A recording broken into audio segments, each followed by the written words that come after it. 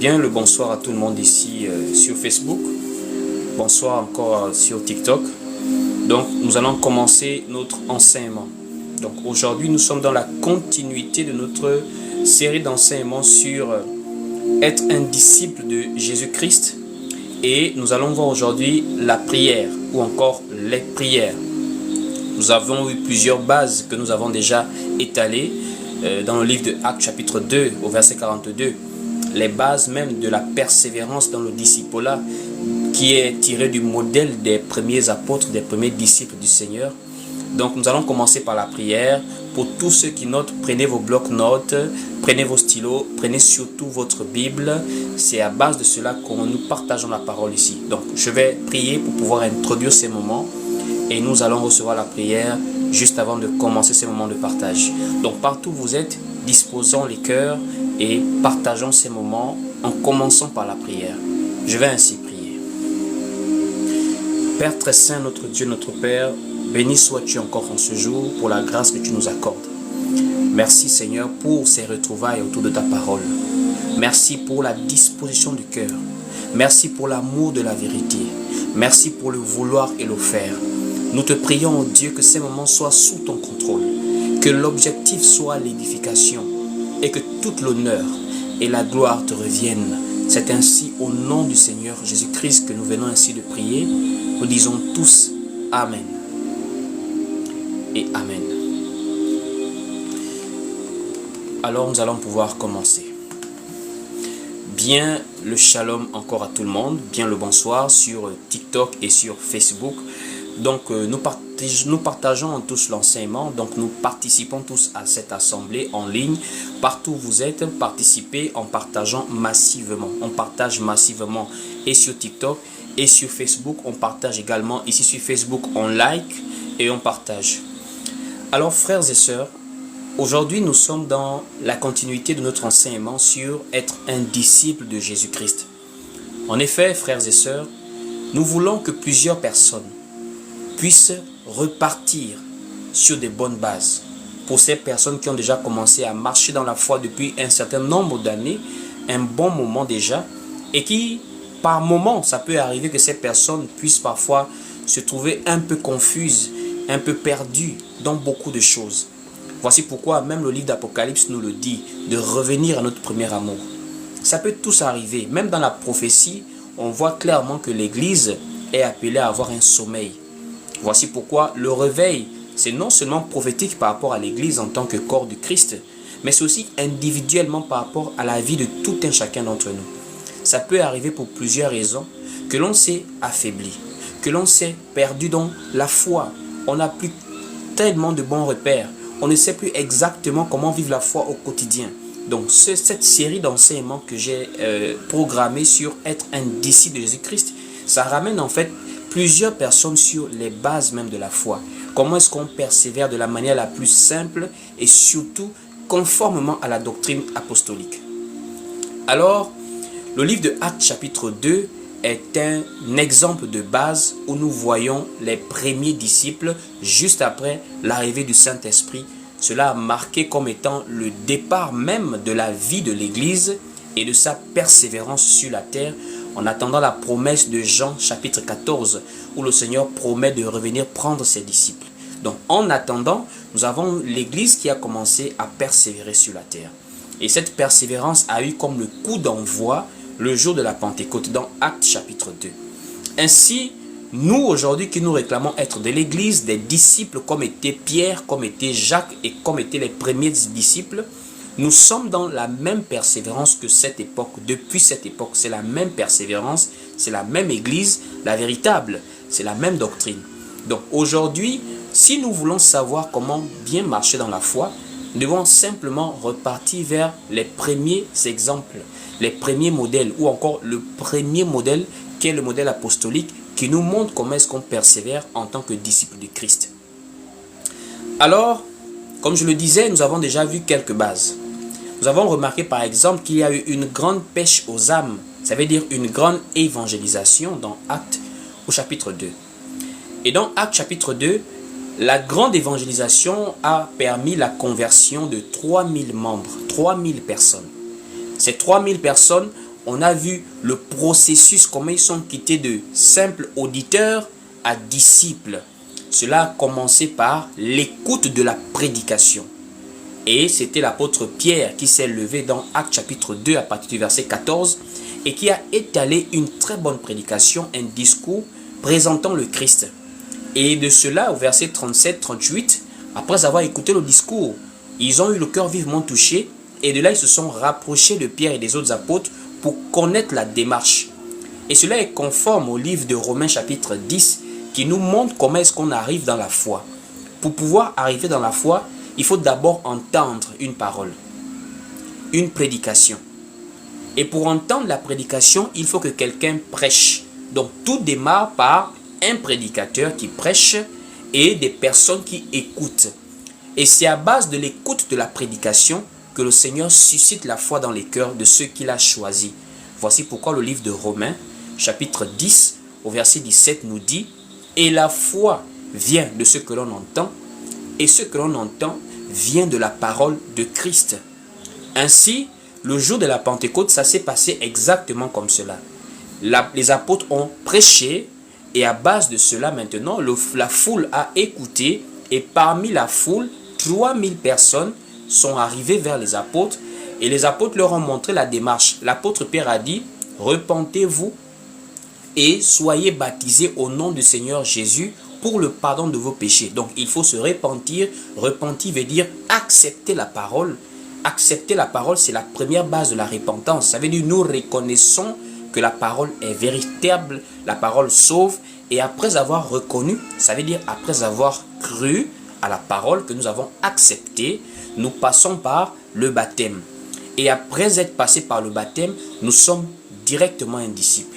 Donc nous écoutons la parole, nous croyons cette parole et nous prenons le baptême.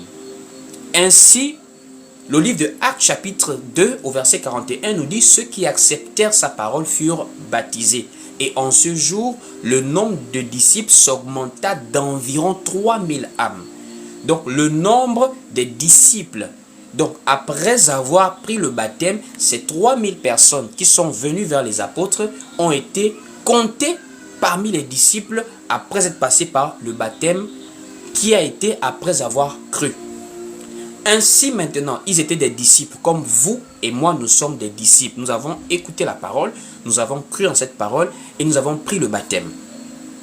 Ainsi, quand ils sont maintenant disciples, qu'est-ce qu'il faut maintenant faire en tant que disciple?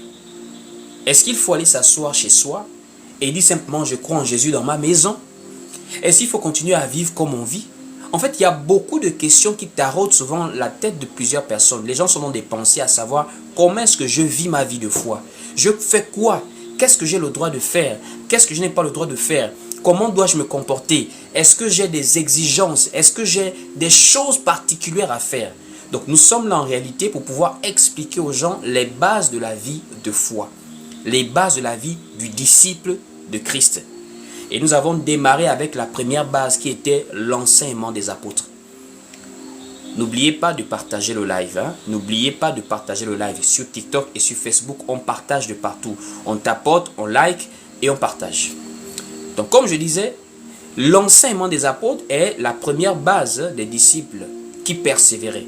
Parce que dans Actes chapitre 2 au verset 42, on dit « Ils persévéraient ». Or, c'est la persévérance jusqu'à la fin qui nous sauve.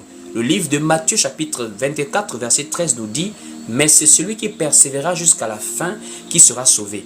Ainsi, l'Église, les premiers disciples persévéraient après le jour de la Pentecôte. Et dans la persévérance, nous allons très clairement remarquer que l'enseignement était la première des choses. Ils persévéraient dans l'enseignement des apôtres. Et on peut prendre cela, notre texte de Actes chapitre 2 au verset 42. Nous allons lire. Actes chapitre 2 au verset 42, il est écrit ici. Ils persévéraient dans l'enseignement des apôtres, dans la communion fraternelle, dans la fraction du pain et dans les prières. Donc nous avons déjà vu l'enseignement des apôtres, nous avons vu la communion fraternelle, nous avons vu la fraction du pain et là maintenant nous voyons les prières. Alors aujourd'hui, nous allons nous atteler à chercher à comprendre la prière. C'est vrai que comme je l'ai toujours dit, la parole est assez large. C'est le Seigneur qui nous conduit. C'est l'Esprit qui peut nous inspirer à toucher tel ou tel aspect. Ainsi, nous allons partager sur la prière, tout en sachant que nous pourrons toujours revenir sur ce thème pour davantage enrichir la connaissance par rapport à ce thème.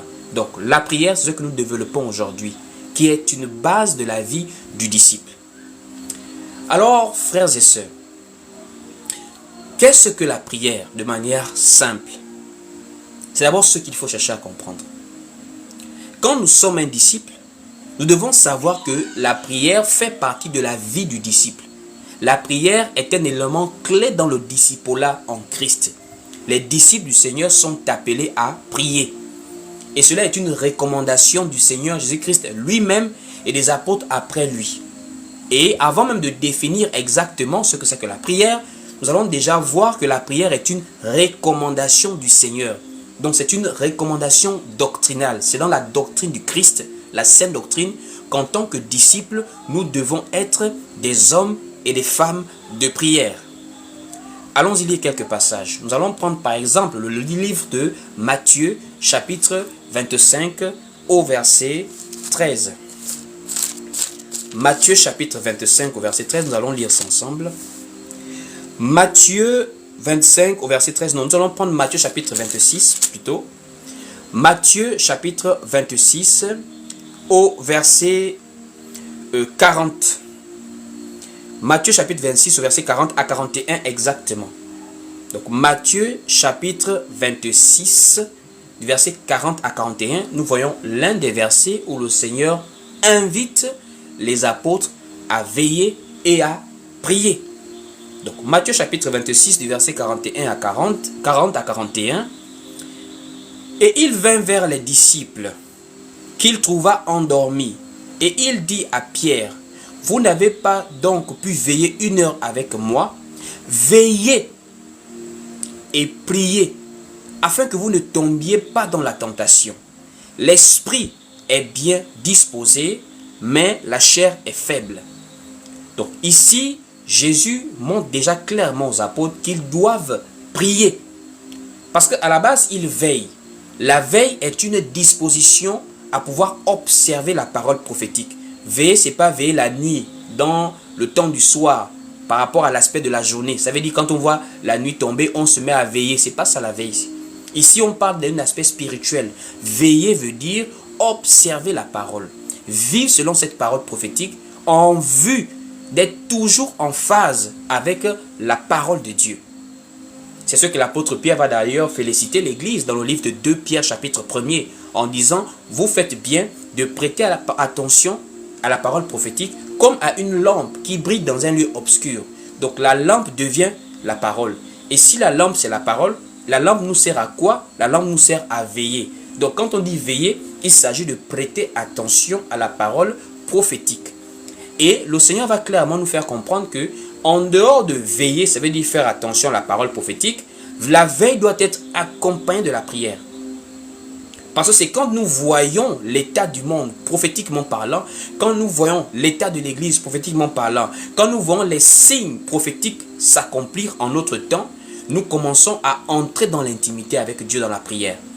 Et c'est dans ce sens que le Seigneur dit « veillez et priez ».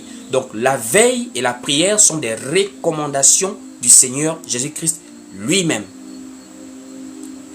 Nous allons prendre encore la parole qui nous parle de prier. Le livre par exemple de 1 Thessaloniciens chapitre 5, la parole nous dit là-bas de prier sans cesse. 1 Thessaloniciens chapitre 5, il est écrit prier sans cesse. Et on va lire ça ensemble. 1 Thessaloniciens chapitre 5 au verset 17, la parole nous dit de prier. Il est écrit ici: prier sans cesse. 1 Thessaloniciens chapitre 5 au verset 17. Donc la recommandation sur la prière est une recommandation doctrinale. Est une recommandation doctrinale. Et nous voyons que c'est un modèle qui a été mis en pratique par les premiers apôtres. Parce que nous allons remarquer par exemple quand le Seigneur va partir physiquement et qu'il va promettre l'arrivée du Saint-Esprit, les disciples ne vont pas rester chacun dans sa maison pour dire on attend le Saint-Esprit chacun chez soi. Non. Les disciples persévéraient ensemble d'un commun accord dans la prière. Ça veut dire même avant que le coup d'envoi par l'arrivée du Saint-Esprit soit donné, il y avait déjà la vie de prière au niveau des disciples dans l'église. Allons-y lire le livre de Actes chapitre 1er au verset 14. Nous voyons très clairement comment les disciples priaient, hommes et femmes. On va lire le livre de Actes chapitre 1er au verset 14. Il est écrit ici dans Actes chapitre 1er au verset 14. Actes chapitre 1er au verset 14, il est écrit ici: tous d'un commun accord persévéraient dans la prière avec les femmes et Marie, mère de Jésus, et avec les frères de Jésus. Donc ici, nous voyons clairement comment la prière est une base dans l'Église. C'est une recommandation du Seigneur et des apôtres, et c'est un modèle des premiers disciples, la vie de prière. Donc déjà, quand on enseigne sur la prière, ce n'est pas quelque chose qu'on invente, ce n'est pas quelque chose qu'on veut créer aujourd'hui. C'est quelque chose qui est dans la doctrine du Seigneur, et c'est dans la vie du disciple. Un disciple, c'est quelqu'un qui a une vie de prière. Alors en soi, la prière, c'est quoi exactement? La prière, c'est quoi? Parce que si on ne comprend pas exactement ce que c'est que la prière, ça va être un peu compliqué. À la base, la prière est un dialogue, est un échange entre deux ou plusieurs personnes. Quand on parle de prière, il y a un émetteur, il y a un récepteur. Ça veut dire il y a quelqu'un qui reçoit ce que nous donnons, ce que nous transmettons, ce que nous envoyons, ce que nous présentons, ce que nous disposons. Donc c'est un échange. Donc quand on parle de prière, c'est un échange, et précisément cet échange, c'est un dialogue. Ça veut dire nous présentons quelque chose à Dieu en vue de recevoir. Donc quand on parle de prière, c'est un dialogue. Maintenant, ce dialogue se fait de quelle manière exactement? Ça se fait d'une manière révérencieuse et humble, de quelqu'un qui va vers un être supérieur pour recevoir un exaucement par rapport à une requête. Donc quand on parle de prière, on parle d'aller vers un être supérieur, vers une autorité, pour pouvoir soumettre une requête, une demande, une doléance. Donc ça veut dire nous sommes dans une attitude d'humilité, de révérence, de déférence, pour pouvoir présenter notre demande à cet être supérieur. C'est cela la prière. Donc en réalité, quand on parle de prière, il s'agit premièrement d'une disposition de quelqu'un d'inférieur qui va vers quelqu'un de supérieur. Parce que la main qui donne est au-dessus de la main qui reçoit. Or, quand on parle de prière, on parle d'être dans une position d'infériorité pour pouvoir recevoir quelque chose par rapport à quelqu'un qui est dans une position de supériorité. Voici pourquoi le mot prière est même dans le langage humain. Prière de faire ceci, prière de faire cela, même dans des lettres, par exemple des lettres de motivation, je vous prie d'agréer. Pourquoi on prie à quelqu'un d'agréer? C'est parce que nous sommes maintenant soumis à son appréciation. Donc la prière est d'abord une disposition de quelqu'un qui est soumis, quelqu'un qui se présente de manière humble, quelqu'un qui est en fait de manière respectueuse à présenter une doléance, une requête à un être supérieur, en l'occurrence à une divinité. En l'occurrence à une divinité. Et dans la foi en Jésus-Christ, nous ne donnons pas nos prières à toute forme de divinité. Parce que nous devons savoir que quand on parle de Dieu, en réalité, Dieu est un titre. Dieu est un titre. Il y a plusieurs sortes de dieux dans le monde. Quand on parle de Dieu, on parle d'un être qu'on adore. On parle d'une personne ou encore d'un être qu'on adore. Or, déjà le fait qu'il y ait plusieurs croyances dans le monde, plusieurs religions, Ça veut simplement dire qu'il y a plusieurs divinités que des gens adorent, que des gens présentent des requêtes. Par exemple, le livre de Actes chapitre 14, à Lystre, avec par exemple Jupiter et Mercure, qui étaient des divinités dans la ville de Lystre. Voici pourquoi, lorsque les habitants de Lystre ont vu Paul et Barnabas faire des miracles, ils ont directement lié cela à leur divinité. Ils ont pris Paul et Barnabas pour Jupiter et Mercure. Donc ça, ce sont les divinités de l'époque pour la ville de Lystre. C'est aussi un peu comme étant Diane à Éphèse. C'était quelqu'un qui recevait des sacrifices, qui recevait certainement des prières. Donc c'était une divinité. Donc nous, dans la foi, nous devons déjà faire très attention. Quand on parle de prière, on ne prie pas n'importe qui, on ne prie pas n'importe quel Dieu. Nous prions le Dieu que l'apôtre Paul a présenté aux Grecs. Parce que l'apôtre Paul est un bel exemple. Quand l'apôtre Paul va en Grèce, à Athènes, il va trouver des gens qui sont religieux. Vous devez savoir que la religion, le fait de croire, le fait d'être pieux, le fait de se battre, de s'évertuer à pouvoir être dans une forme d'adoration vis-à-vis d'une divinité, ce n'est pas seulement dans la foi en Jésus-Christ que nous voyons cela. Même dans les nations païennes, non juives, ça veut dire dans les autres peuples de la terre, il y a également cette adoration qui vient du cœur pour pouvoir chercher à vénérer un être supérieur.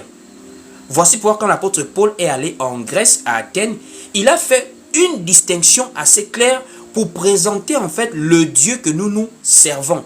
Le Dieu à qui nous adressons nos prières, nous qui croyons au Seigneur Jésus-Christ.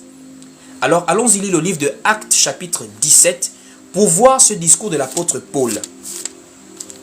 Actes chapitre 17, nous sommes ici au verset 22 en descendant.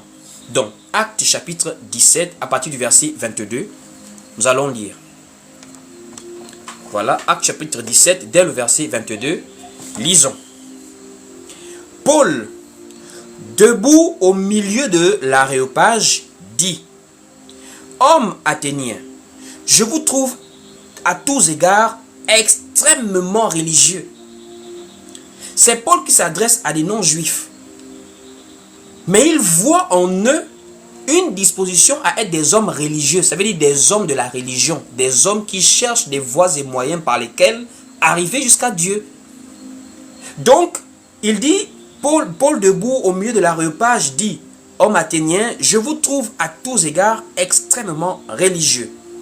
Au verset 23, car en parcourant votre ville et en considérant les objets de votre dévotion, j'ai même découvert un autel avec cette inscription: à un Dieu inconnu.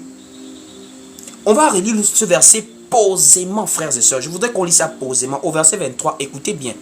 Paul dit: car en parcourant votre ville et en considérant les objets de votre dévotion, j'ai même découvert un autel avec cette inscription: à un Dieu inconnu. Donc déjà, premièrement, Paul observe des gens qui pratiquent la religion, une forme de religion. Paul observe également des autels, puisqu'il remarque qu'il y a même un autel à un Dieu inconnu. Ça veut dire que des gens connaissent ce qu'on appelle le sacrifice, l'adoration, la vénération. Donc il y a des dieux qui sont vénérés de partout dans le monde. Ce n'est pas seulement dans la foi qu'on prie. D'autres religions aussi, des gens prient. Mais Paul va maintenant faire la différenciation entre nous dans la foi en Jésus-Christ et les autres. Nous ne prions pas un Dieu de secteur. Et c'est ce que j'ai souvent dit ici. Voici pourquoi nous ne sommes plus dans ce débat stérile interreligieux du Dieu des Africains, les dieux des Juifs. Nous ne prions pas le Dieu seulement des Juifs. Nous ne prions pas le Dieu seulement des Africains. Nous ne prions pas le Dieu seulement des Américains ou encore des Européens. Notre Dieu n'est pas un Dieu de secteur. Notre Dieu n'est pas un Dieu de couleur de peau. Notre Dieu n'est pas un Dieu de continent. Paul a spécifié cela aux Grecs. Paul va dire quelque chose de bien particulier. Paul dit ici: ce que vous reverrez sans le connaître, c'est ce que je vous annonce. Au verset 24 maintenant, Paul dit: le Dieu qui a fait le monde. Ça commence déjà. Ça, c'est notre Dieu maintenant.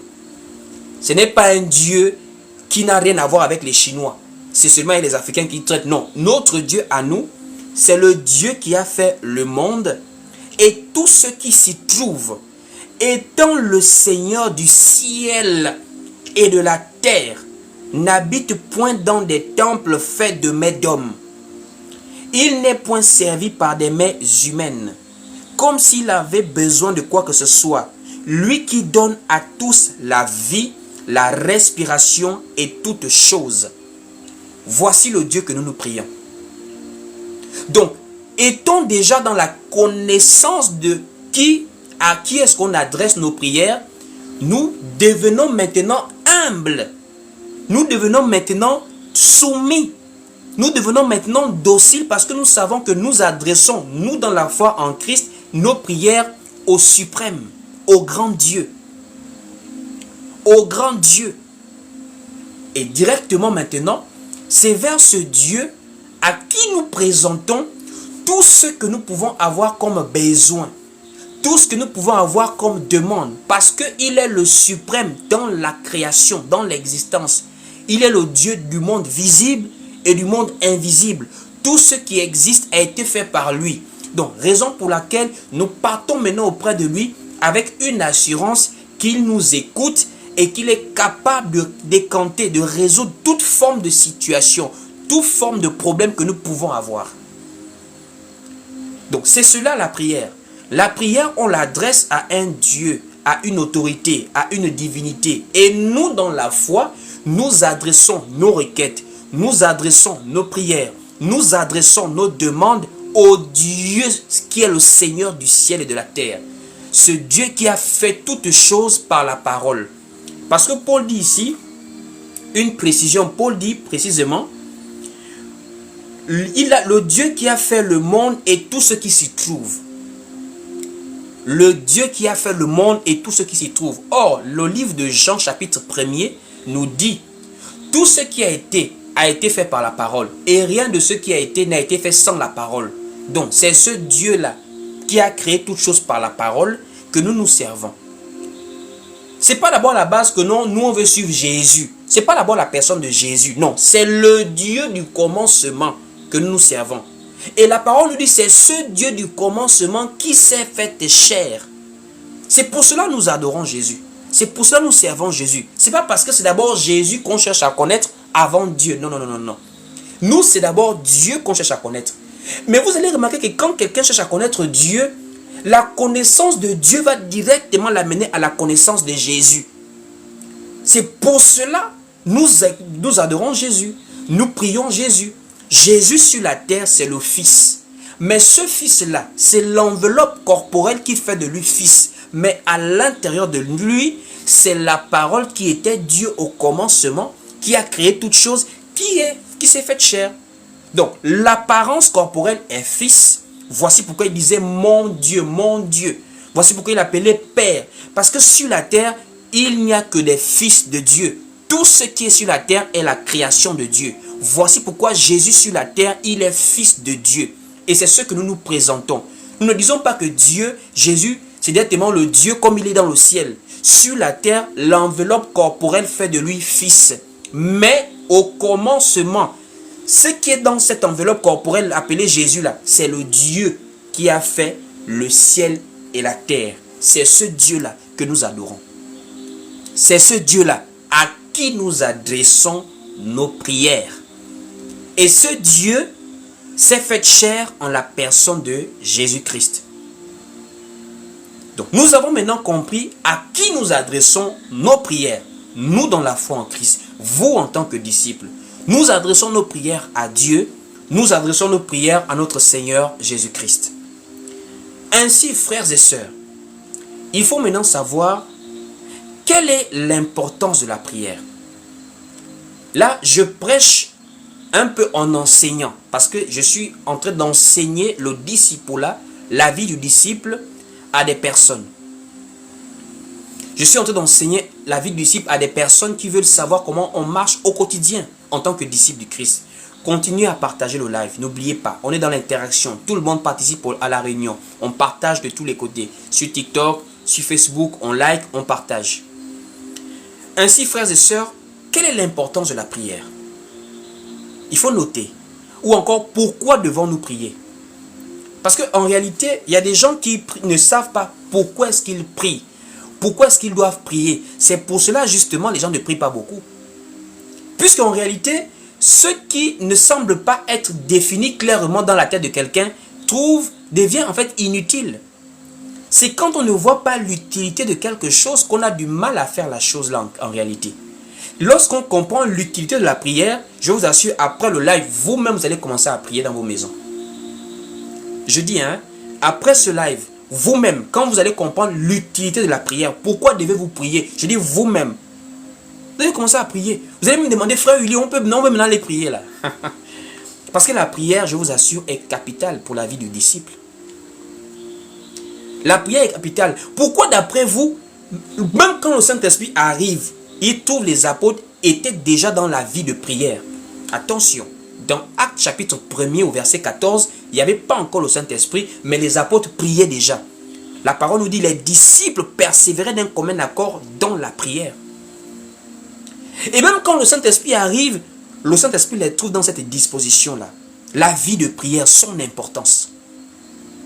Alors on va aller pas à pas. On va aller pas à pas et je compte sur vous pour énormément partager le live durant la prédication. Frères et sœurs, nous allons prendre quelques points qui nous montrent l'importance de la vie de prière. Remarquez quelque chose. Premièrement, on prend le premier point. Nous prions pour que Dieu nous préserve de la tentation. Nous prions pour que Dieu nous préserve de la tentation. Vous allez remarquer quelque chose. Lorsque Jésus parlait de la prière venait à la fin soit d'une parabole, soit d'un enseignement qui était appelé à attirer la vigilance et la prudence des disciples. Je répète, lorsque Jésus parlait souvent de la prière, c'était parfois suite à un discours où il attire l'attention des disciples sur la vigilance. Voici pourquoi c'était souvent accompagné de veiller. Veiller et prier. Veiller et prier. Ça veut dire, la prière devient alors comme une arme. La prière n'est pas simplement quelque chose de passif. C'est parce que tu ignores l'importance et la nature même de la prière que tu n'as pas une vie de prière. La prière est une arme. Pourquoi la prière est une arme? Mais c'est parce que nous vivons dans une guerre spirituelle. Tu as oublié qui tu es. Tu es enfant de Dieu. Et en tant qu'enfant de Dieu, tu as un adversaire et de multiples rivaux sur la terre. Un enfant de Dieu est un enfant de guerre, que tu le veuilles ou pas, tu es un soldat, tu es un guerrier. Voici pourquoi l'apôtre Paul donne beaucoup de similitudes entre le disciple et le soldat. Il dit par exemple à Timothée, souffre avec moi comme un bon soldat. Il n'est pas de soldat qui s'embarrasse des choses de la vie s'il veut plaire à celui qui l'a enrôlé. Paul parle beaucoup de soldats, pourquoi? C'est parce qu'il sait que nous sommes dans une guerre. Voici pourquoi il pousse le bouchon loin. Il va maintenant montrer même les armes du soldat en question. Il parle de la cuirasse, il parle de l'épée, il parle de la ceinture, il parle des chaussures. Pourquoi? C'est parce que nous sommes en guerre dans l'esprit. Frères et sœurs, il faut être des hommes et des femmes spirituels. Tu ne peux pas être un disciple du Christ et tu es un homme charnel. Tu ne peux pas. Attention, à ceux qui l'ont reçu, elle, la parole, a donné le pouvoir de devenir enfants des dieux. Mais si je fais des enfants, les enfants ont mon patrimoine génétique. Dans le naturel, la nature est une Bible. Là, le livre de 1 Corinthiens chapitre 11 nous dit, la nature elle-même ne vous enseigne-t-elle pas? Ça veut dire, si on ne comprend pas bien la Bible là, allons regarder dans la nature. Lorsque l'homme et la femme conçoivent l'enfant, l'enfant prend le patrimoine génétique de ses parents. Il peut prendre le teint, il peut prendre le visage, il peut prendre la forme du corps, la corpulence, etc., etc. Ça veut dire, l'enfant reçoit en fait tout du Père. L'enfant est le résultat de l'ADN du Père. Mais qui est Dieu? Dieu n'est pas physique. Dieu n'est pas chair. Dieu, il est esprit. Le livre de Jean chapitre 4, Jésus dit à la femme samaritaine, Dieu est esprit. Et il faut que ceux qui l'adorent, l'adorent en esprit et en vérité. Donc si Dieu est esprit et que nous, par la foi en Jésus-Christ, nous sommes devenus enfants de Dieu qui est esprit, qui sommes-nous alors? Nous sommes aussi devenus des hommes et des femmes spirituels. Voici pourquoi la foi en Jésus-Christ ne se vit pas charnellement, elle se vit premièrement dans l'esprit. La chair n'est que la manifestation de ce qui se passe dans l'esprit. Voici pourquoi quand on parle même de la sanctification, elle commence dans l'esprit. La discipline de vie que nous avons dans la chair est le résultat de la sanctification de notre âme par la parole de Dieu. Voici pourquoi ce n'est pas la chair qui est sanctifiée. La chair se discipline par rapport à la sainteté qui vient de l'esprit en nous. Père, sanctifie-les par ta vérité. Ta parole est la vérité. Ça veut dire, frères et sœurs, si tu ne le savais pas, je te le dis aujourd'hui, en Jésus-Christ, tu es un homme spirituel. Tu es une femme spirituelle. Tu dois vivre dans l'esprit. Et la prière est une arme spirituelle que tu as. Pourquoi? Parce que la prière te permet de te battre dans la tentation. La prière permet de lutter dans la tentation. Jésus dit, veillez et priez afin que vous ne tombiez point dans la tentation. On va maintenant aller lire tranquillement le livre de Matthieu chapitre 26. On prend maintenant au verset 41. Allons-y lire. Matthieu 26 au verset 41. Il est écrit ici dans Matthieu 26 au verset 41. Veillez et priez afin que vous ne tombiez pas dans la tentation. L'esprit est bien disposé, mais la chair est faible. Donc, nous prions premièrement, vous pouvez noter ça, pour ne pas tomber dans la tentation. C'est ce que Jésus a dit, ce n'est pas moi qui l'ai dit. Jésus a dit, veillez et priez afin que vous ne tombiez pas dans la tentation. On prie pour supporter. On prie pour surmonter les tentations. Alors, quelqu'un va se poser la question, frère Willy, est-ce que ça veut dire que si je succombe à la tentation, je suis retombé dans le péché, Dieu n'est même plus... C'est pas ça. Puisque Jésus lui-même va dire, l'esprit est disposé, mais la chair est faible. Alors, qu'est-ce que ça veut dire exactement? Ça veut dire en réalité, notre salut est déjà acté à la croix. Ce n'est pas à cause des erreurs dans la foi que Jésus-Christ va nous ôter le salut comme ça. Notre salut est depuis avant la fondation du monde. Mais dans la marche, pour avoir une bonne marche, il faut avoir une vie de prière qui lutte contre la tentation. Parce qu'on peut succomber, nous sommes des humains. Et le fait de succomber, non seulement, ça peut fragiliser beaucoup de choses dans notre marche par rapport à la grâce du Seigneur et par rapport à la mission de vie. C'est pour cela, la vie de prière est une vie qui nous permet d'avoir une marche optimale. Ce n'est pas que notre salut se joue. Non, notre salut, c'est Dieu qui nous le donne gratuitement. Mais je parle de notre vie de foi. Voici pourquoi vous allez remarquer, il y a des gens qui n'ont pas de bonne vie de foi. Ils ne sont pas prospères dans la foi, ils n'ont pas la gloire de Dieu, ils n'ont pas la puissance de Dieu avec eux, comme au temps des premiers apôtres. Ce n'est pas que les apôtres, quand ils ont failli, leur salut a été remis en cause. Pierre a régné Jésus. Paul s'est fâché dans le temple. Il y a eu des erreurs comme ça là. Mais ils ont eu une foi qui a marqué leur époque parce qu'ils avaient cette recommandation à prier énormément. Comment le Saint-Esprit va se déployer dans ta vie si tu es un homme très charnel par exemple? Ça, c'est pas le salut. Ça, c'est même ta marche maintenant. Voici pourquoi vous voyez de nos jours, on pleure la puissance de Dieu. Parce que beaucoup tombent dans les tentations. Tentations charnelles, les mauvaises pensées, les mauvais désirs. Des gens sont de plus en plus charnels. Des gens se laissent succomber parfois à des tentations de bas niveau dans la foi. Pourquoi? C'est parce qu'ils n'ont pas une vie de prière. Et quand je parle de la tentation est à plusieurs niveaux. Même la distraction peut nous tenter. Il y a des gens qui n'ont plus de vie de méditation ni de prière à cause de TikTok, à cause du téléphone, à cause des réseaux sociaux. C'est une tentation. Il y a des gens qui n'ont plus une vie de méditation à cause des séries télévisées. C'est une tentation.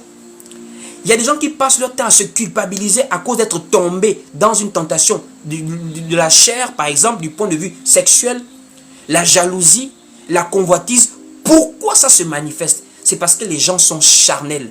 Ils n'ont pas une vie de prière en tant que des hommes spirituels. Vous allez aller au ciel, Mais vous allez remarquer, il y a l'un qui a mieux vécu sa foi par rapport à toi.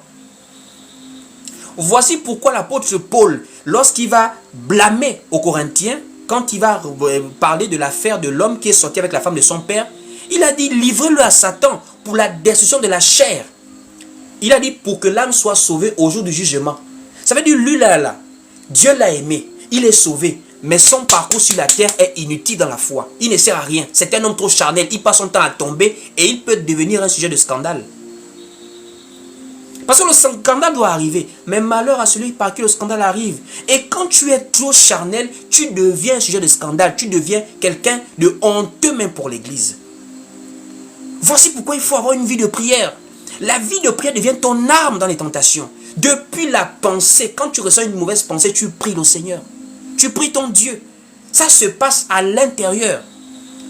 Parce que les actions que nous posons, les paroles que nous sortons de nos bouches, tout ce que nous avons, ça vient de l'intérieur, frères et sœurs.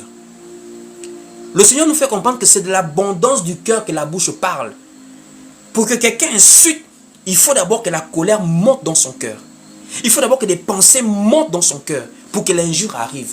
C'est depuis la racine que tu pries maintenant pour déraciner le mal. Avant de poser l'action, tu as d'abord l'intention. C'est depuis l'intention que tu pries pour déraciner le mal.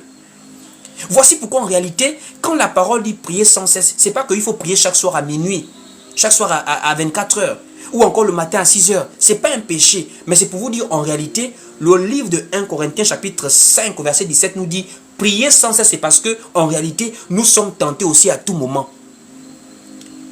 Il y a des gens, de 6 heures à 20 heures, ils ne prient pas, ils partent au travail, ils se déplacent, ils attendent 24 heures pour prier, frère. Mais le nombre de tentations que tu as en journée, là, tu peux compter ça. Voici pourquoi on prie partout. Nous, aujourd'hui, dans la foi en Christ, on n'attend plus d'être dans le temple, comme les Juifs. Les gens qui aiment prier les dimanches. Nous prions partout. Tu peux être tenté à la convoitise dans un moyen de transport, dans un taxi, dans une voiture. Tu vas attendre l'église pour prier le dimanche. Tu dois prier là. C'est une tentation. C'est un combat là sur place. Prie, mon frère. Prie, ma soeur. Parce que, en fait, la prière crée une atmosphère de dialogue entre toi et Dieu. Plus tu prends Dieu à témoin par rapport à ce que tu vis, plus ton cœur se soulage. Ah Seigneur, je reconnais que là, je suis attiré par cette femme. Je suis en train de convoiter. Je t'en prie Seigneur, pardonne-moi. Aide-moi à me détacher de cela. Aide-moi à ne pas convoiter. Seigneur, fais quelque chose. Dieu devient ton meilleur confident. Seigneur, là, la masturbation veut revenir. Je viens de voir une mauvaise image sur TikTok là. Je viens de voir une mauvaise scène là. Seigneur, je t'en prie. Je n'ai pas envie de tomber dans ça. Dieu t'épargne. Nous vivons par la foi. Pour les païens, c'est une folie de parler comme ça. Mais pour nous, nous savons que Dieu nous écoute. Parce qu'il a dit, quand tu veux prier, va dans ta maison, ferme ta porte et prie ton Dieu qui est dans le lieu secret. Il t'écoute. Donc nous croyons que partout où nous prions, Dieu est avec nous. Il nous écoute et il nous délivre des tentations. Donc la prière, premièrement, c'est pour lutter, pour ne pas tomber dans les tentations. Ça ne veut pas dire qu'on devient forcément parfait, qu'on ne va plus avoir des erreurs. Mais ça veut dire nous vivons une vie de foi beaucoup plus optimale parce que nous passons beaucoup de temps à communiquer avec Dieu, à parler avec Dieu, à lui soumettre les situations que nous vivons chaque jour, à chaque instant. J'espère qu'on me suit. J'espère qu'on me suit sur Facebook, sur TikTok, j'espère qu'on me suit. Nous sommes dans la prière et l'importance de la prière. Donc nous prions premièrement pour lutter contre les tentations. L'apôtre Pierre nous dit, votre adversaire le diable rôde comme un lion rugissant, cherchant qu'il dévorera. La prière est là pour ça. Donc premier point, nous prions pour pouvoir lutter contre les tentations. Deuxième des points, deuxième des choses, nous prions pour toujours être en éveil spirituel. Nous prions pourquoi? Voici pourquoi j'ai dit la prière est souvent beaucoup liée à la veille.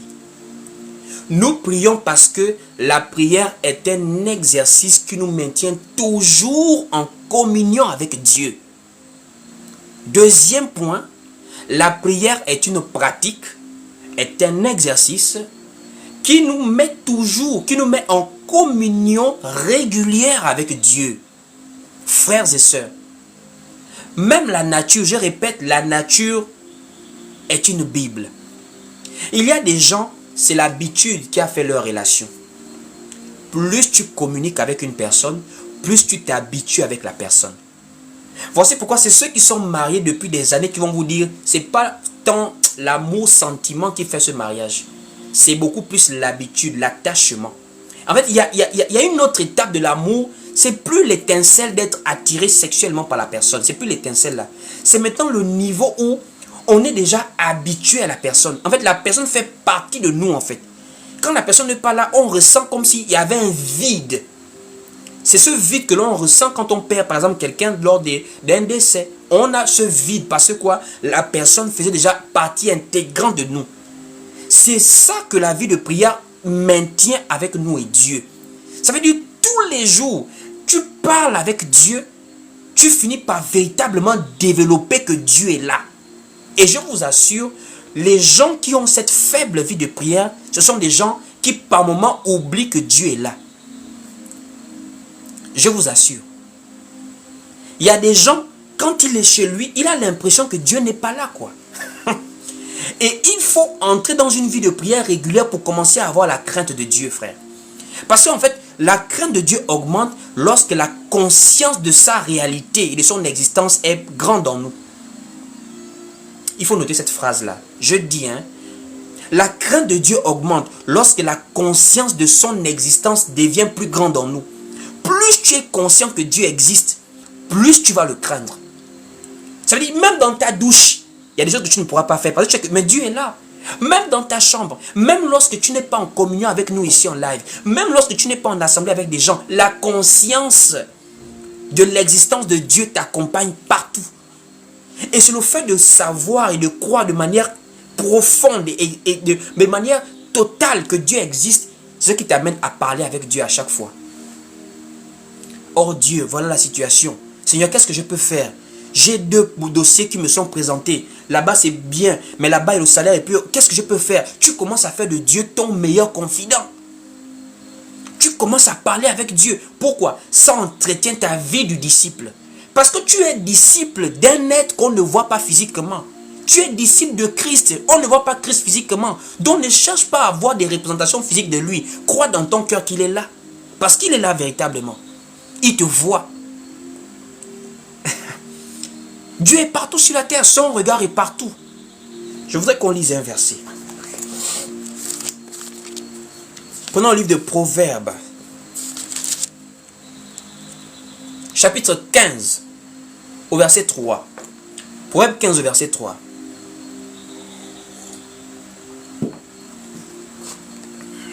Proverbe chapitre 15, au verset 3, il est écrit ici. Les yeux de l'Éternel sont en tout lieu, observant les bons et les méchants. Frère, si tu crois en cette parole, c'est-à-dire que tu es humain, tu es chair, mais il y a beaucoup de choses que tu vas te discipliner à ne plus faire. Voici pourquoi je l'ai souvent dit. Quand nous disons que le péché a été englouti dans la foi en Jésus-Christ, dans sa mort, et que dans sa résurrection, nous avons une nouvelle identité, ça ne veut pas dire qu'on doit se laisser aller dans le désordre. Je vous assure, la crainte de l'Éternel crée en toi le dégoût du mal, le dégoût de toutes ces choses qui sont contraires à la parole de Dieu. Même si tu sais que c'est ta chair, mais au moins le dégoût de la chose va t'amener à ne plus pratiquer ces choses. Les gens n'ont pas le dégoût du mal. Ils sont attirés par le mal. C'est ça qui fait qu'ils tombent à chaque fois. Frère, quand tu vois la masturbation, quand tu vois l'impudicité, quand tu vois le vol, quand tu vois le mensonge, même si tu sais que tu es humain, mais le dégoût de la chose t'amène à beaucoup te discipliner par rapport à cela. Parce que la conscience de l'existence de Dieu est profonde en toi. Tu crois de manière indéfectible, sans doute que Dieu est là, que Dieu est présent, que Dieu existe. Et ça s'entretient par la vie de prière. Plus tu parles à Dieu, plus la conscience de l'existence de Dieu est gravée en toi. Même là où nous sommes en train de partager la parole, tu crois que Dieu est là, il t'observe, il te voit, il voit l'état de ton cœur. Il voit ta motivation, il voit ton zèle, il voit ton amour pour la parole, ton amour pour la vérité. La vie de prière entretient ça. Voici pourquoi vous allez remarquer, le Seigneur lui-même, il priait beaucoup. Jusqu'au jour où on est venu le prendre, Jésus était en prière. Ça veut dire avant de partir, une dernière prière. Ça veut dire Jésus était le modèle par excellence. Il priait pourquoi? Parce qu'il avait cette conviction indéfectible que Dieu le Père l'écoute. Que Dieu est avec lui. Voici pourquoi il priait. Est-ce que tu as cette même conscience, cette conviction en toi? Comment tu peux avoir la conviction que Dieu t'écoute, mais tu ne pries pas beaucoup? Avec tous les problèmes que nous avons sur la terre là. Mais on devait être des gens qui prient à tout moment. Si tu crois que Dieu existe, avec tous les problèmes que tu as là, tu devais être un homme de prière. La prière ne devait plus être un fardeau pour toi. Ah, on va encore prier. Oh, je suis fatigué. Même allongé sur ton lit, tu pries. Seigneur, la prière, c'est pas tout ce qu'on nous a montré là. On va aller point par point. Comment prier? Parce qu'il y a des gens qui pensent que la prière, il faut être forcément debout. Même allongé, tu peux prier. Même allongé, tu peux prier. On prie partout. Assis, tu peux faire une prière de 1 minute. La prière n'a pas une durée spécifique. Arrêtez de vous culpabiliser avec des gens qui font des caravanes de prière, des tempêtes de prière. Ne soyez pas impressionnés par la prière. C'est le dialogue, c'est une requête, c'est une demande, c'est une supplication. Prier ne veut pas dire faire 1 heure ou 4 heures de temps ou une journée ou toute une nuit. C'est pas ça la prière. La prière, c'est une demande. Est-ce qu'on le réalise? Est-ce qu'on le réalise en fait? Il y a des moments où il faut peut-être aller répartir, lire l'étymologie des mots, la simplicité, la signification des mots. On se sent complexé. Ah, je ne prie pas beaucoup. Mais tu peux prier 1000 fois par jour. Même seulement en 2 minutes, c'est une prière que tu as déjà fait, mon frère. La prière n'est pas quelque chose que l'on fait en comparaison avec les autres. La prière, c'est soi-même, comment on parle avec Dieu. On n'est pas tous pareils. Il y a des gens qui aiment parler naturellement. Lui peut faire 1 heure à prier. Waouh, waouh, waouh, waouh. Toi seulement, tu es même là au bout de 2 minutes. Je ne sais plus quoi dire. Mais Seigneur, tu as compris ce que je voulais te dire. Seigneur, je t'en supplie, protège-moi dans ce voyage. Bénis mon arrivée, bénis mon départ. Et que tout se fasse pour la gloire de ton nom dans ma vie. Ainsi j'ai prié. Amen. Frère, tu as déjà prié? Tu veux faire forcément toute une journée à prier pour un sujet. Pourquoi? Tu te compares à qui? Tu te complexes par rapport à qui, frère? Chacun a une relation avec Dieu selon sa disposition, selon sa nature, selon son cœur. L'autre qui prie pendant 1 heure, mais son cœur est plein. Toi, tu as seulement un sujet à donner à Dieu. Mais prie et tu te retires de la prière. Et quand tu voudras revenir, même 10 minutes plus tard, tu reviens à tout moment que tu veux. Prier, il n'y a pas une durée spécifique. On prie pendant 1 heure, pendant une journée, pendant 2 minutes, pendant 10 minutes. On prie selon qu'on est disposé à prier. Voici pourquoi la prière, ça vient du cœur. On n'est pas conduit, on n'est pas conditionné, on n'est pas imposé à prier par rapport à une durée. Ça vient du cœur. Tu peux même prier sans prononcer des mots. Même par ton cœur, tu pries. Tu peux prier étant dans ta chambre allongée, tu pries. Tu peux prier étant assis dans un moyen de transport, tu pries. Tu peux prier étant debout, même en train de nettoyer la maison. Ma maman, ma soeur. Ma jeune soeur, toi qui es là, même en train de faire le ménage, tu peux prier ton Dieu. Prier, on va encore voir l'autre sujet, l'autre point. Même exalter le nom de Dieu, c'est ça aussi la prière. On remercie Dieu. On lui dit à quel point nous nous sentons bien. On lui dit merci pour ce qu'il fait. On lui dit merci pour ses grâces, pour ses bontés dans nos vies. C'est aussi ça la prière. La reconnaissance fait partie de la vie de prière aussi, frères et sœurs. Donc tu peux être dans ta maison, mais tu loues Dieu. Merci Seigneur pour ta grâce. Merci Seigneur pour cette matinée. Tu balayes le salon en prière, ma soeur. Tu es là, tu te réjouis sans ce fardeau à dire il faut forcément attendre 4 heures du matin avec le sommeil. Et si tu peux le faire, fais-le. C'est selon que tu es disposé. Mais il ne faut pas mettre les fardeaux sur des choses qui doivent être au contraire le fruit d'une habitude, le fruit d'une joie. Quand on prie, on parle avec Dieu. On doit pouvoir le faire avec la joie, avec la volonté. Et non par les contraintes de non, on est en église, on a dit on doit maintenant prier. Non. La prière, c'était quelque chose que tu dois faire par habitude. Comme tu manges, comme tu respires, tu dois aussi être capable de prier de manière naturelle et de manière volontaire aussi comme cela. Tu dois être capable de le faire. Donc, nous prions pour pouvoir avoir une communion permanente avec Dieu. Deuxième point. Le troisième point, j'attends les partages. Partageons le live, frères et sœurs. Partageons. Nous voulons le troisième point. Le troisième point, j'attends les partages. Partageons le live pour arriver au troisième point. Nos lives, il faut quand même un peu les booster. Il faut un peu les booster. Nos lives doivent avoir plus de personnes. Parce que les enseignements que nous donnons sont des enseignements vraiment qui édifient, qui sauvent, qui délivrent. Donc, nous allons partir au troisième point. Nous prions pourquoi? L'importance de la prière. En quoi la prière est importante? Pourquoi nous prions? Troisième point pour ceux qui notent. Pour ceux qui ont des questions, attendez à la fin. Je vais répondre à vos questions. Donc, préparez déjà vos questions sur le sujet. Nous allons répondre à vos questions à la fin. Alors, le troisième point sur la prière. Pourquoi nous prions? Nous prions pour présenter nos besoins à Dieu en vue d'avoir la paix du cœur. Je répète, nous prions pour présenter nos besoins à Dieu en vue d'avoir la paix du cœur. Alors, nous allons lire un verset particulier pour cela. Le livre de Philippiens. Allons-y lire Philippiens. Philippiens nous dit quoi? Philippiens nous dit ici, on va lire. Philippiens chapitre 4. Dès le verset 6, il est écrit: ne vous inquiétez de rien. Donc quand on parle déjà des inquiétudes, on parle déjà de quelqu'un qui n'a pas la paix. Voici pourquoi j'ai dit, le troisième point de la prière, c'est de présenter nos besoins à Dieu en vue d'avoir la paix du cœur. Ou encore, je peux donner une autre phrase, mais du même point, pour ne pas nous inquiéter, pour lutter contre les inquiétudes. C'est pour ça que nous prions. Et l'apôtre Paul le dit clairement aux Philippiens. Il dit, ne vous inquiétez de rien, mais en toute chose, faites connaître vos besoins à Dieu par des prières, des supplications, avec des actions de grâce.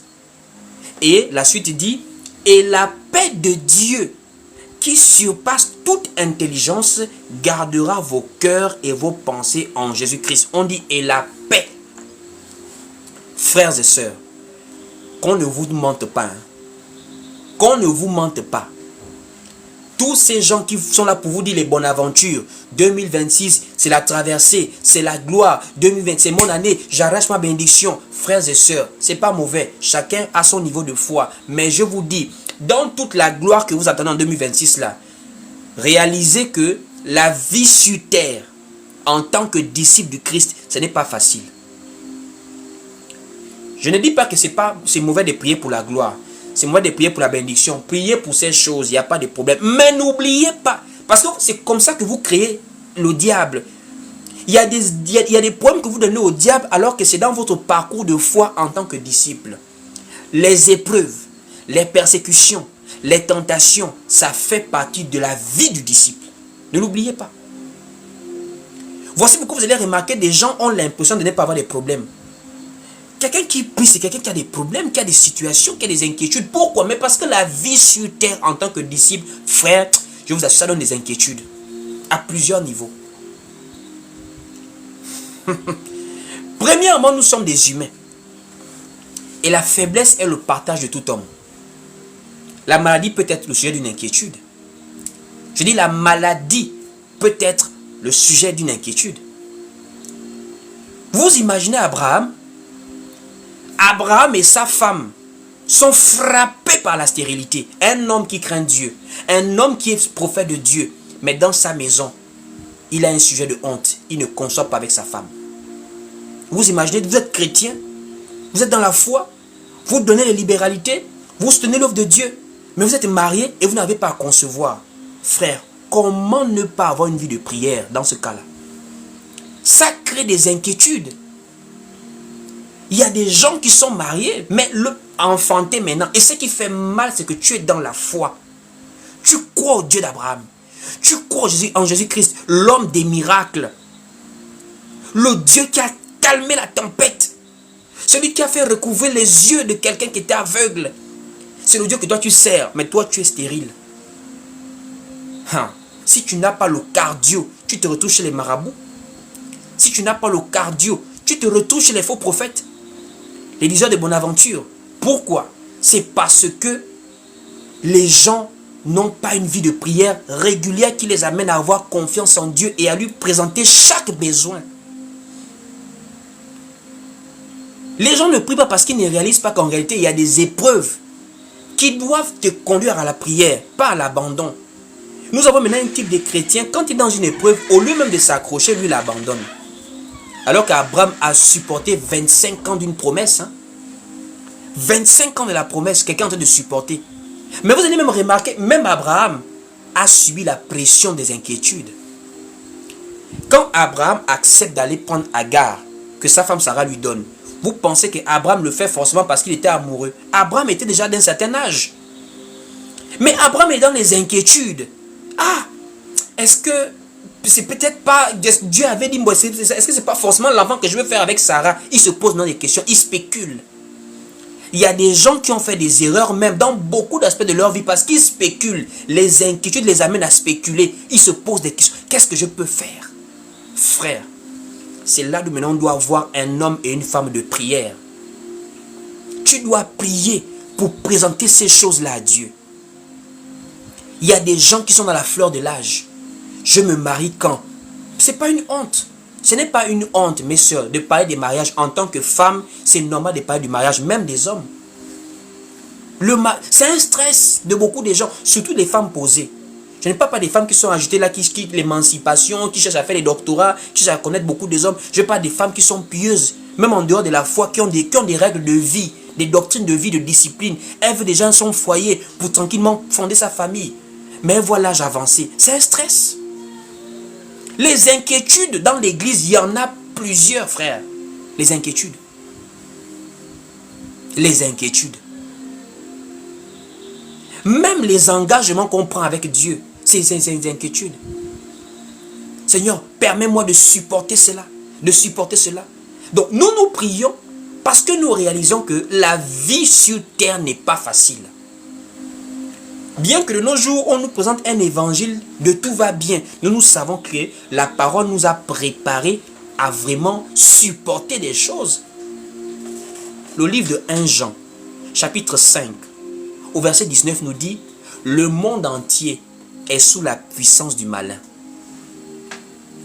1 Jean, chapitre 5, au verset 19, « Le monde entier est sous la puissance du malin. » C'est la même chose que Satan va dire à Jésus, que regarde les royaumes du monde et leur gloire. La gloire du monde là m'a été donnée et je la donne à qui je veux.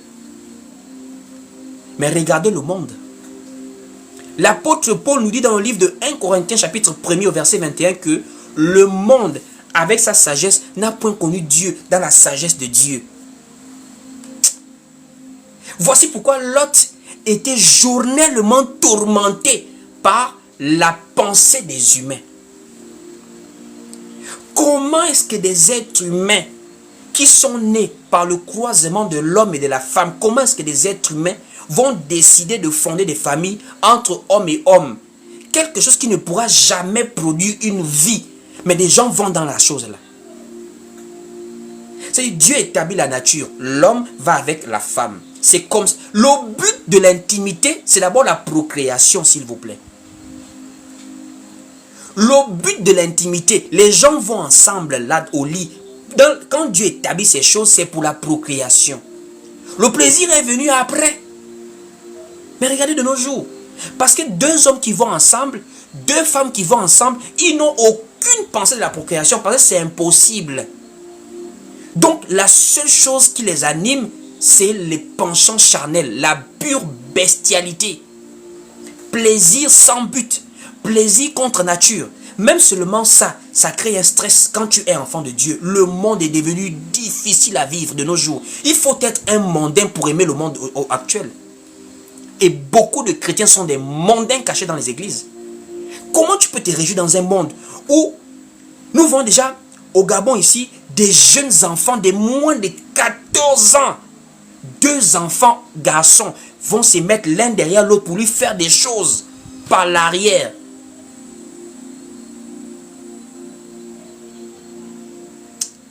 Il faut avoir le stress. Si ce genre de choses ne crée pas le stress en toi, c'est que tu n'es pas enfant de Dieu. Je vous assure. Lot, ça là. Lot était comme ça là. Lot était tourmenté. Les vidéos qui passent actuellement là dans notre jeunesse. Une jeune femme, une jeune petite élève se retrouve avec 2 ou 3 camarades. Ils se font des choses. Les gens ne se lèvent pas pour ça. Hein. Les gens ne s'indignent pas pour ça. Les gens ne prêchent pas ça dans les assemblées pour dire il faut recadrer les choses. Pendant que la jeunesse se livre à la débauche la plus absolue, des gens sont en train de prêcher. Non, 2026, c'est l'année de la traversée de la gloire. Est-ce que c'est pas... Oh Seigneur Jésus, ça c'est pas de la méchanceté. Est-ce que ça c'est pas de la méchanceté? Non, ça là c'est... Même ils sont escrocs, ça on le sait. Mais tu peux être escroc gentil. Il y a escroc gentil. Mais comment tu vas être un escroc mauvais comme ça là? Des mères, des familles viennent dans ton assemblée. Tu vois, Internet est maintenant rempli des vidéos obscènes, des vidéos horribles, des jeunes gens. Qu'est-ce que ces messieurs-là prêchent à leurs parents dans les églises? Faut le donner, faut donner. Viens la sémence, viens s'aimer, viens s'aimer. Attends, ces enfants sont en train de se livrer à la destruction de leur avenir. Toi, tu dis, il faut venir s'aimer. Au lieu de rééduquer les enfants dans les maisons. Au lieu d'aller prendre Proverbe. Pour montrer que même dans Proverbe, on nous dit qu'on frappe les enfants par moment. Dans Proverbe. C'est vrai qu'en Europe maintenant, même couper les cheveux à quelqu'un, à ton enfant, on te met en prison. Voici le monde qui crée le stress. Tu ne peux ne pas prier dans un monde comme ça, là, frères et sœurs. Tu ne peux ne pas prier. Dans un monde comme ça, là, où tu te lèves, tu te poses la question... Quelle est la nouvelle abomination que je vais voir aujourd'hui sur Internet de nos jours là? À chaque fois que tu dors, quand tu te réveilles, tu pries seulement Seigneur. Quelle est la nouvelle abomination que je vais voir aujourd'hui là? Frères et sœurs, c'est ça qui a amené Lot à prier. C'est la prière de Lot que Dieu a appelée cri. Lorsqu'il parle à Abraham, il dit, j'ai entendu le cri qui vient de Sodome. Le cri de Sodome, ce n'était pas les sodomites. Les sodomites, c'était des gens charnels. C'est Lot qui criait à Sodome. Le cri de Sodome, c'est la prière de Sodome. Il était tourmenté. Est-ce que toi, tu pries? Regarde ta famille, regarde ton pays, regarde la jeunesse. Tu pries pour ça? Toi, tu pries pour les dîmes. Toi, tu pries pour ta propre foi, ta propre prospérité. Ceux qui montrent les intentions des gens, même quand ils prient. La prière, c'est présenter les besoins. Donc toi, tu n'as que des besoins personnels. Pourquoi tu ne pries jamais pour dire, Seigneur, je t'en supplie, la jeunesse va mal. La jeunesse va mal. Seigneur, étends ta main. Tu ne pries pas pour ça. Toi, tu pries pour ton mariage. Mais les enfants que tu feras là, ils viendront dans quel monde? Tu peux suivre ton enfant à la maison. Quand il sort de la maison, tu ne peux pas le contrôler. De nos jours là, les enfants là sont incontrôlables. Incontrôlables. C'est-à-dire, nous prions quand nous regardons. Ça devient des sujets de prière réguliers pour nous, dans la foi. Donc, il y a des besoins liés aux persécutions que nous vivons par les abominations que nous voyons. Parce qu'il y a des gens qui parfois même peuvent perdre la foi, pas comme ça là. Ils se refroidissent tellement, le monde est dans un chaos. Il y a des gens qui ont un stress, vous le savez. Il y a des gens qui vivent le stress quand ils voient le monde. Où va le monde? Dans 30 ans, à quoi va ressembler le monde? Dans 30 ans seulement. Dans 30 ans. Oh mon Dieu. Si tu reviens dans 200 ou 300 ans, nous là, si tu nous donnes la grâce de vivre encore jusqu'à 100 ans là, nous, en 2050, en 2070, le monde va ressembler à quoi?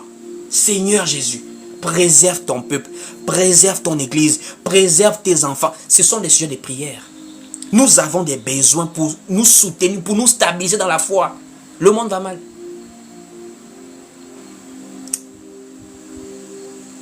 Nous avons des sujets de prière pour nous donner la paix, frère. La prière donne la paix à quelqu'un. La prière donne la paix dans le sens où, quand tu as mal agi, même si tu sais que c'est une œuvre de la chair, c'est la chair qui t'a embêté, mais la conscience ne peut pas te laisser en paix. Je le répète. C'est pas parce que j'ai dit que Nous sommes sauvés par la grâce, que c'est Christ qui a accompli ça à la croix, que ça veut maintenant dire que tu peux te livrer à la débauche n'importe comment et tu n'as pas la conscience qui te culpabilise. C'est pas ce que j'ai dit, ça c'est mal comprendre les prédications. Un enfant de Dieu, il y a la tristesse selon Dieu qui l'anime quand il agit mal. La tristesse selon Dieu l'anime. Et il y a des gens qui malheureusement se culpabilisent beaucoup trop. C'est l'abus de culpabilisation qu'il faut maintenant régler dans la prière. Tu as mal agi, la conscience te culpabilise. C'est là où tu dois maintenant prier pour demander, Seigneur, je me sens mal. Pardonne-moi, je me sens mal, relève-moi. Et là tu te relèves. La prière nous aide à pouvoir nous relever quand nous sommes affaiblis. Surtout avec les évangiles de culpabilisation que nous avons de nos jours. Combien de gens ont fui les assemblées parce qu'ils se sentent coupables? Je vous assure, je le dis souvent dans mes lives pour ceux qui me suivent, je vous assure que nous on est arrivé à un niveau, parce que tu n'arrives pas à jeûner, tu te sens coupable à cause de l'incapacité à jeûner. Comment je n'arrive pas à jeûner, mon frère? Mais si tu n'arrives pas, c'est pas grave. Le jeûne n'est pas essentiel forcément pour le salut. Le jeûne est un exercice important pour la vie de foi. Mais ton salut n'est pas maintenant en jeu parce que tu n'as pas pu jeûner. Si tu as faim, c'est que tu n'es pas discipliné, tu manges trop. Il faut peut-être diminuer cela. Pour ta vie, c'est important d'avoir des équilibres. Il ne faut pas trop manger, par exemple. Mais il y a des gens, s'il n'a pas participé au jeûne, il se sent coupable. S'il n'a pas donné la dîme, il se sent coupable. S'il n'est pas parti à l'assemblée, il y a des gens même, c'est-à-dire le jour qu'il rate l'assemblée, il a l'impression qu'il a péché contre Dieu. Je vous assure, j'ai vécu une scène qui m'avait pétrifié un jour, une scène qui m'avait dépassé, une scène là. J'avais vécu une scène comme ça là. Il y a un décès quelque part et nous sommes informés du décès et nous partons rapidement au décès. Et quand on part, il y a une personne, une jeune dame, je ne sais pas si c'était son oncle hein, ou son père, en tout cas quelqu'un d'assez proche entre l'oncle et le père de la jeune dame en question. C'était un dimanche. Nous sommes assis parce que non, mais c'est un décès. Rapidement, on a trouvé le moyen pour arriver. Mais la jeune dame ne peut pas venir au décès parce qu'elle est à l'église. C'est-à-dire, il y a des choses, hein. Vous posez la question, attendez. Comment, qu'est-ce qu'on prêche aux gens dans les bâtiments là? Qu'est-ce qu'on prêche aux gens dans les bâtiments? Comment quelqu'un peut arriver au niveau où tu as un décès, mais le fait d'être à l'église t'empêche de venir au décès? Mais toi, tu n'es pas enfant de Dieu. Tu n'es pas enfant de Dieu. Ça, c'est grave. Tu ne peux pas faire ça. Même la parole dit pleurer avec ceux qui pleurent. Réjouissez-vous avec ceux qui se réjouissent. Donc toi là, c'est l'église marche. C'est toi, Jésus-Christ, c'est la tête de l'église. Que si tu n'es pas là, l'église ne va pas marcher. C'est méchant. Donc elle ne se culpabilise pas pour ne pas être présent au décès. Elle se culpabiliserait si elle manque l'assemblée, l'église. Donc c'est pour dire en fait, la prière en réalité, c'est comme ce remontant là qui te ranime quand tu veux t'affaiblir. Qui te redonne de la force quand tu te sens mal. Quand tu sens que bon, tu as quand même un peu succombé à une tentation que tu ne voulais pas, mais tu as succombé. Tu te sens coupable. La tristesse t'envahit. C'est maintenant la prière qui te ramène vers Dieu maintenant pour prier, pour parler. Vous savez, le dialogue apaise la culpabilité. Même lorsque tu as mal agi envers quelqu'un, juste le dialogue calme les tensions. Même dans les couples, c'est comme ça là. Je dis même dans les couples, même en famille. C'est-à-dire, tu as mal agi avec quelqu'un. Tant qu'il n'y a pas encore eu un dialogue, tu te sens mal. Ah. Mais vous allez remarquer, une fois le dialogue s'est établi, le rire recommence. Le cœur a été calmé. Et c'est aussi comme ça dans la foi. Quand tu te sens mal, va en prière. Ne cherche pas l'approbation des hommes. Ce n'est pas nous qui allons te juger, c'est Dieu. Recherche Dieu dans la prière. Et quand tu reçois de la prière, tu es maintenant calme, tu es en paix, tu continues ta marche, mon frère. Tu continues ta marche, ma soeur. Donc il y a plusieurs choses comme ça, plusieurs points que je pouvais encore développer. Mais je vais m'arrêter à ces 3 points-là pour aujourd'hui. On aura encore d'autres enseignements sur la prière qui nous montrent en fait l'importance de la prière. Maintenant, le dernier point que beaucoup de personnes doivent savoir sur la prière aussi, c'est que frères et sœurs, la prière en fait est soutenue par une attitude. Je répète, la prière est soutenue par une attitude. tu ne peux pas être un homme de prière sincère si tu n'as pas une disposition vraiment du cœur dans la chose que tu fais. Il y a des gens qui prient, mais leur cœur est noir. C'est-à-dire, tu pries Jésus, tu as un cœur noir. Tu pries quoi? Attends, tu crois que Jésus te voit avec les yeux physiques? Il voit l'état de ton cœur. Comment tu peux prier? Tu as des problèmes avec les gens. C'est-à-dire, toi, tout le monde t'en veut. Tu es le plus saint de la terre. Il y a des gens qui sont tellement orgueilleux. Il a des problèmes avec tout le monde en famille. Tout le monde en assemblée. C'est-à-dire, lui, c'est celui qu'on nous entend, personne ne t'entend avec lui. Il n'a jamais une culpabilité que non, là, c'est moi qui ai mal agi, Seigneur. Je vais d'abord me réconcilier à la personne. Voici pourquoi la parole nous enseigne dans le livre de Matthieu que quand quelqu'un a péché contre toi, va régler ça. Les gens marchent avec des cœurs noirs, mais ils aiment l'intercession. La prière, groupe d'intercession. La personne qui prie comme ça, là, si tu la vois à la maison, elle est très sauvage avec son mari. Très impolie, mais elle aime la prière à l'église. Maman, ta prière, Dieu n'écoute pas ça. Est-ce qu'on va te choquer, quoi? Si toi, tu es impoli envers ton mari, arrête de prier même déjà. Dieu n'écoute pas tes prières. C'est comme toi aussi, homme. Si tu maltraites ta femme, c'est pas la peine de prier, papa. Dieu ne t'écoute pas. C'est la parole qui dit, c'est pas moi qui dis. Le livre de Proverbes nous dit, celui qui détourne l'oreille pour ne pas écouter la loi de l'Éternel, sa prière même est une abomination. La loi de l'Éternel aujourd'hui, c'est la sainte doctrine du Christ. Si tu n'écoutes pas ça là, tu pries quoi? Le Christ dit, Marie, aimez vos femmes comme Christ a aimé l'église, et femmes, soyez soumises à vos maris en toutes choses. Vous n'appliquez pas ça, mais vous voulez être dans la prière, pourquoi? La prière, c'est pas seulement les mots. La prière, c'est d'abord le cœur. C'est une disposition. Donc, il faut avoir un cœur pur. Il faut avoir un cœur disposé. Et il faut surtout avoir la pensée du donner quand tu es dans la prière. Ah oui. Bien que l'avarice est déjà répandue, je rends grâce à Dieu qu'il y a des gens qui sont toujours très libéraux. Même ici, je bénis Dieu, je rends grâce à Dieu pour cela. Je prie fortement que le Seigneur vous ouvre les portes, qu'il vous bénisse à toutes ces personnes qui soutiennent cette œuvre ici. Parce qu'en réalité, beaucoup de gens ici nous apprécient, mais ne réalisent pas que dans leur propre vie, pas pour nous, même si vous ne soutenez pas, je dis pour vous-même. Regardez Abraham. Mais Dieu enseigne l'adoration par le sacrifice. Or, quand on parle de prière, on parle d'un temps d'adoration avec Dieu. Prier, c'est une manière d'adorer Dieu. Mais nous, on veut maintenant des adorations sans offrande, sans donner. Alors que Abraham, Isaac, les patriarches ont donné. Dieu lui-même a donné. Voici pourquoi Christ s'est donné en rançon pour nous enseigner aussi le donner accompagné de la prière. Voici pourquoi dans le livre de Philippiens, il dit « Ne vous inquiétez de rien, mais en toutes choses, faites connaître vos besoins à Dieu par des prières, des supplications, avec des actions de grâce. » C'est vrai qu'il y a des faux prophètes, il y a des voleurs, il y a des escrocs. Mais réalisez aussi que non, plusieurs d'entre vous aussi, vous êtes des grands avares de nos jours. Quand même, il y a plusieurs qui sont très avares maintenant. Ils aiment quand on parle des escrocs pour ne pas donner eux-mêmes.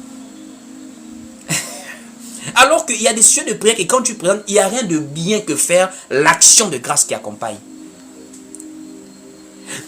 L'apôtre Jacques a dit, la religion pure et sans tache devant Dieu consiste à visiter et soutenir les veuves et les orphelins. Toi, tu aimes trop prier, mais tu ne sais pas comment donner un bout de pain à ton frère qui est orphelin, à ta soeur qui est veuve, à ton voisin qui est nécessiteux, aux membres de l'assemblée locale qui n'ont pas les mêmes capacités financières que toi. Toi, tu aimes la vie de prière, mais tu es avare comme je ne sais même pas quoi. La vraie religion, la religion pieuse, la religion pure, là, c'est la libéralité, c'est la bonté de cœur, c'est la générosité envers les autres. Voici pourquoi vous voyez, il y a des lois naturelles. Quand tu sèmes, tu moissonnes. Ça, c'est la loi. C'est ça que les faux pasteurs aiment enseigner maintenant partout. Mais ce sont des principes aussi même que Dieu établit. Ce que tu sèmes là, tu moissonnes. Plus tu sèmes l'amour, plus tu moissonnes l'amour. Plus tu sèmes la générosité, plus tu vas moissonner cela. Voici pourquoi ça accompagne beaucoup la prière, la libéralité. Paul dit accompagner des actions de grâce. Le donner. Faut pas seulement prier, mais il faut être disposé à servir Dieu, même par ses moyens matériels. Tu mets ça au service de Dieu, dans la vérité. aux nécessiteux, à l'œuvre de Dieu, aux orphelins, aux veuves. Donc c'est aussi un point très important à connaître par rapport à la prière. Il y a tellement de choses à dire dessus. Nous allons nous arrêter par là pour aujourd'hui. Et vraiment que Dieu soit glorifié pour sa parole, pour la conduite de ces moments d'enseignement sur la prière. J'espère qu'après ce live, directement vous irez prier. Parce que vous avez compris aujourd'hui l'importance de la prière. L'importance de la prière. Alors, nous allons laisser la possibilité maintenant aux personnes qui veulent poser des questions maintenant sur le sujet, d'en poser s'il y a des questions. Donc, s'il y a des questions, posez des questions. Nous allons laisser 1 minute. Au cas où il y a des questions, vous savez que durant l'enseignement, on ne peut pas répondre aux questions pour ne pas se perdre dans le fil des idées. Alors, il serait mieux de monter sur le live, mais on va prendre 1 ou 2 questions en commentaire. Faut-il devancer l'aurore pour prier comme prônent certaines églises bibliques? Alors, nous n'avons pas reçu dans la doctrine du Christ des heures de prière. Parce que quand on parle de l'aurore, on parle d'un temps dans la journée. Comme on peut parler d'une heure précise dans la journée. Non. On n'a pas reçu une doctrine ou encore une recommandation doctrinale concernant des périodes de la journée à prier. Chacun prie à l'heure, au moment de la journée, qui lui sied volontairement. Il y a des gens qui sont occupés en journée, qui peuvent prier la nuit. Il y a des gens qui sont occupés, peut-être qui travaillent la nuit, ou bien encore, du moins, qui dorment la nuit et qui peuvent se réveiller très tôt pour prier. Ce sont des doctrines très difficiles. Il ne faut pas rentrer dans ces choses-là en réalité. Parce que ça piège les gens. Oh, la prière de 1h du matin. La prière de... Oh, à 3h, c'est là où le monde des esprits... Bon, on peut dire oui, mais ce n'est pas une doctrine. Ne faisons pas de ça une doctrine, quoi. Pour dire, si je ne prie pas à 3h du matin, c'est que la prière n'est pas bonne. Ce n'est pas vrai. Il ne faut surtout pas entrer dans ces choses. Ce n'est pas biblique, ce n'est pas doctrinal dans la doctrine du Christ d'avoir des heures précises de prière. Les Juifs avaient leurs recommandations, ils avaient leurs ordonnances. Nous ne sommes pas Juifs, nous sommes des disciples du Christ. Et nous prions sans cesse. Il n'y a pas une heure précise. Maintenant, si quelqu'un veut prier par exemple la nuit ou la journée, peu importe, que ça lui va pour être bien disposé à prier, c'est maintenant à chacun de voir comment il peut prier ou encore au groupe, à l'assemblée de pouvoir conduire souvent les programmes de prière. C'est un peu ça pour répondre à votre question, Maman Bill.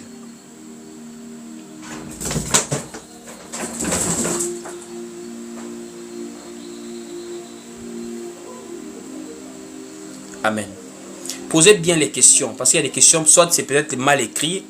Si vous n'avez pas bien peut-être posé la question par écrit, vous pouvez monter pour pouvoir parler directement, pour qu'on puisse mieux vous suivre. Donc, nous allons bientôt terminer, voilà. Nous allons bientôt terminer, puisqu'il n'y a pas de questions. Nous allons donc terminer pour aujourd'hui. Que Dieu vous bénisse.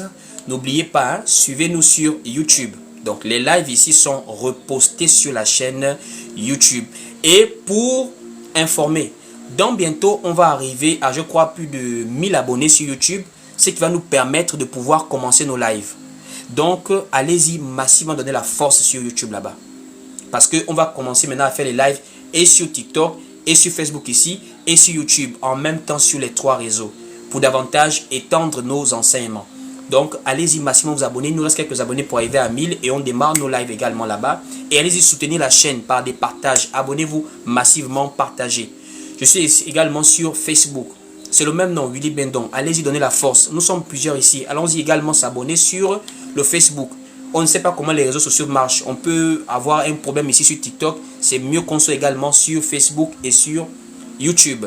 N'oubliez pas, plus le travail augmente, plus le matériel aussi est vraiment important. Voici pourquoi pour toutes les personnes qui bénissent déjà la parole, vraiment que Dieu vous bénisse. Et nous avons encore besoin d'autres personnes qui peuvent soutenir cette œuvre parce qu'il y a beaucoup de projets là-dessus. Par exemple, quand je parle de YouTube, c'est encore du matériel qu'il faut pour pouvoir connecter tous les lives. Nous pouvons faire beaucoup de choses.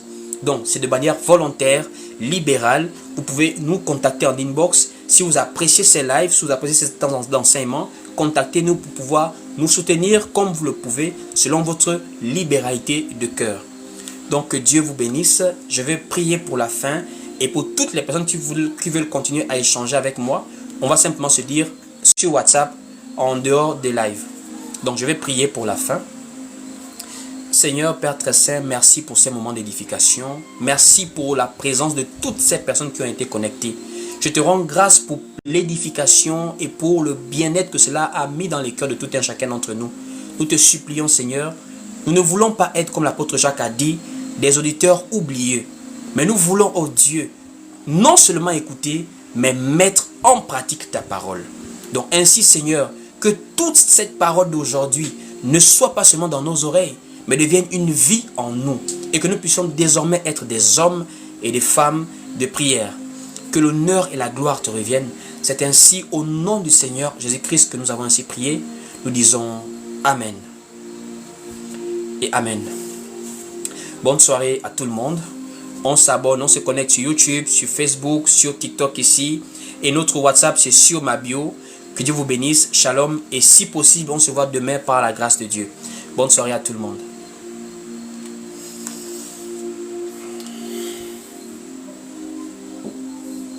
Shalom, que Dieu vous bénisse à tout le monde.